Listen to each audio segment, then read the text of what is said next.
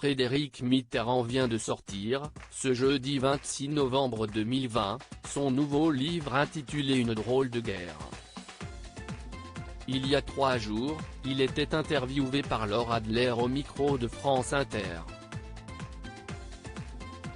Il avait ainsi parlé de son frère aîné Jean-Gabriel, qui a été touché par le coronavirus, mais pas seulement.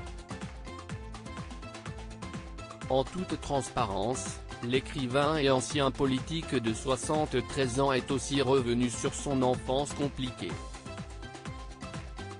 Il a ainsi déclaré avoir été battu par sa gouvernante et ce, souvent d'une manière injuste.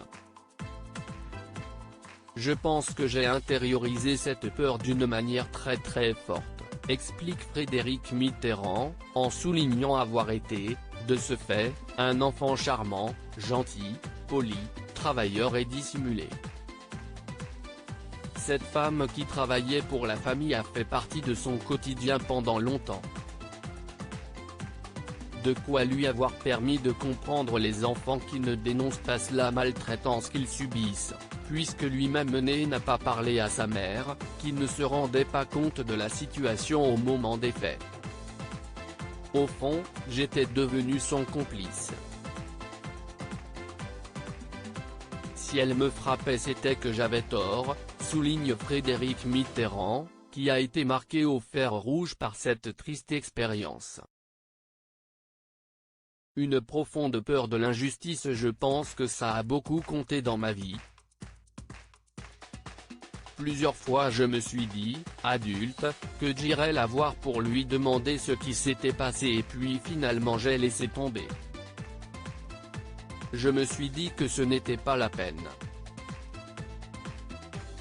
Le drame si est que je l'aimais bien, aussi et je pense qu'elle m'aimait bien aussi, poursuit-il, avant de préciser que cette gouvernante était une jeune aristocrate qui était engagée chez des bourgeois pour s'occuper des enfants et qui, selon lui, ne supportait pas le déclassement social, note de la rédaction, auquel elle était confrontée. Elle se vengeait, avec les moyens dont elle disposait. Elle ne devait pas être très maligne. Elle se vengeait sur ce gosse qui la regardait avec des yeux pleins d'amour en fait. Se souvient Frédéric Mitterrand, qui a gardé toute sa vie cette peur de l'injustice, du geste brutal, des gens qui crient.